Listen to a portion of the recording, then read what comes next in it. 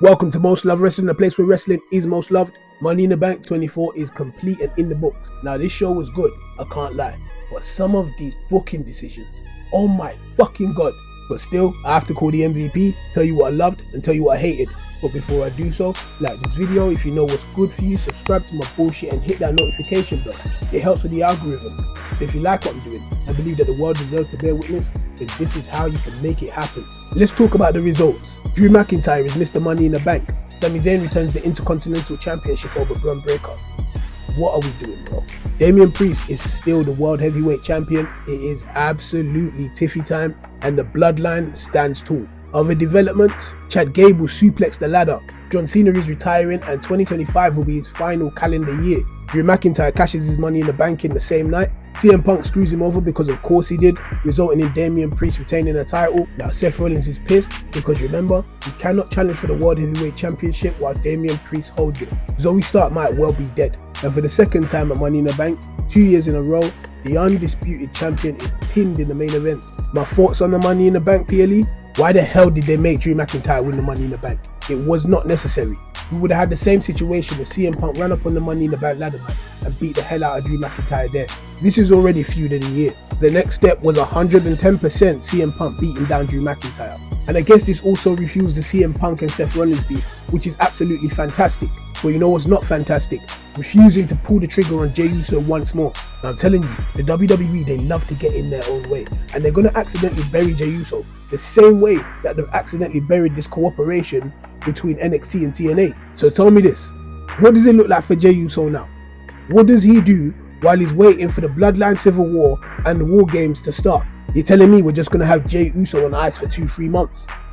You know what? Good job. Good work. And in the World Heavyweight Championship match, that pin situation, it's like WWE has some type of curse right now. Nobody can just successfully hit a springboard attack anymore. And now the finishes at PLEs are getting botched. Jade Cargill tapped out a Clash of the Castle. Drew's music misses his cue and Damian Priest decides that he's not going to kick out. For all I know, Damian Priest was legitimately hurt, legitimately concussed at the time. If he wasn't, then come on, bro. You know what to do. You've been doing this for years. You're basically a veteran. If it's not in the WWE, it's in general. You know how to wrestle. Sometimes you need to call it audible. You should have kicked out there, bro. You should have kicked out despite what the cues are, because it affects the match even more. But WWE, they need to acknowledge this. They can't just act like it didn't happen the same way they was acting at Clash of the Castle. Like my brother, nobody is that fucking dumb. Just stop it. And now Bron Breakker, what the hell are we doing?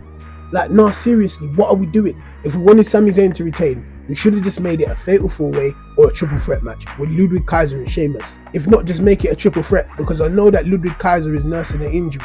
But what about Sheamus? Make it a triple threat match. Sami can retain that way. I'd even rather you pull out some shenanigans than some one Helluva Kick clean victory over Bron Breakker. It don't make no sense to me.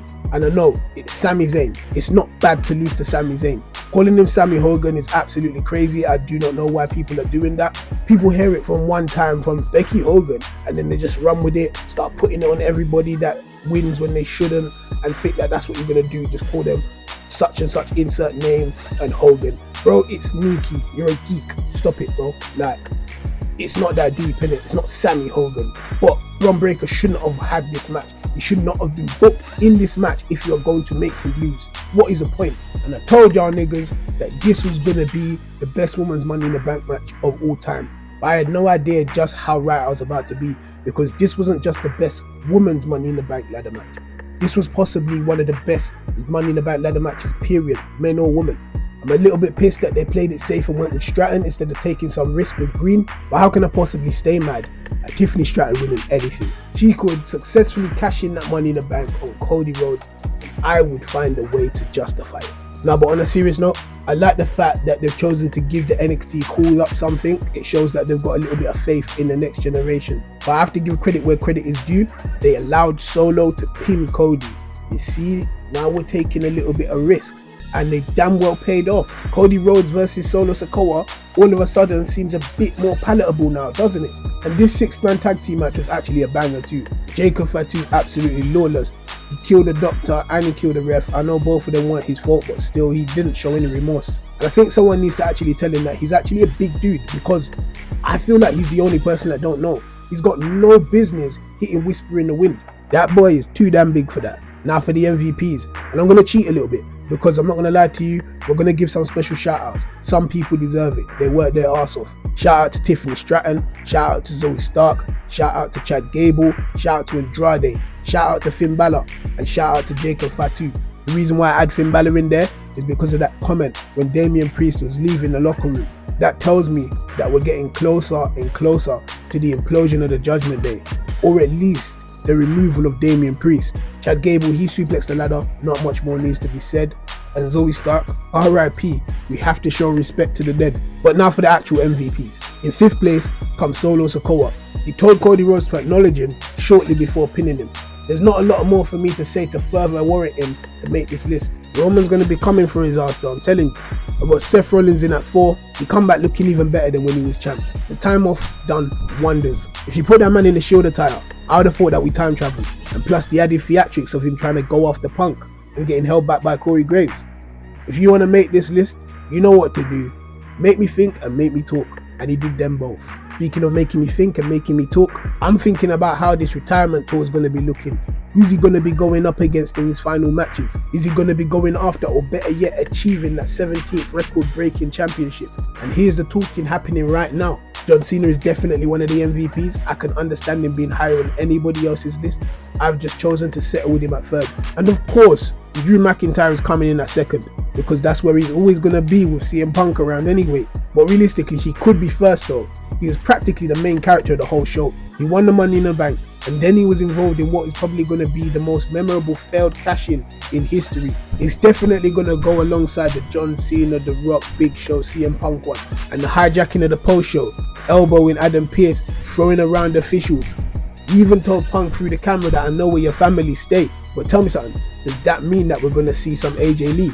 I want to see some AJ Lee, for professional purposes only. And on the topic of AJ Lee, let's celebrate her husband as Most Loved Wrestling's MVP of Money in the Bank. When CM Punk comes to the WWE, it's always must watch these days. And we have not seen him go ham like this since the Royal Rumble. He screwed Drew again, benefiting Damian Priest just like he did at WrestleMania 40. And if you noticed, it's the exact same scene as WrestleMania. Drew McIntyre, Seth Rollins, Damian Priest, CM Punk, and the Money in the Bank briefcase. What are you telling me? Fatal 4-way at WrestleMania 41. Fuck it. He's reignited his feud with Seth Rollins, as well as adding more fuel to the fire of his already piping hot feud with Drew McIntyre. And I can't be the only one that noticed Damian Priest didn't look over the moon about his intervention. But Monday Night Raw, they always knock it out the park. They've been killing it for weeks. But I stay where I am. Drew McIntyre and CM Punk's beef did not need the Money in the Bank briefcase more than Jey Uso needed it. And Braun Breaker should have never ever been booked for that match if he was not going to win. But thank you for listening to my bullshit. Don't forget to leave a like, remember to subscribe, and leave your thoughts in the comment section down below.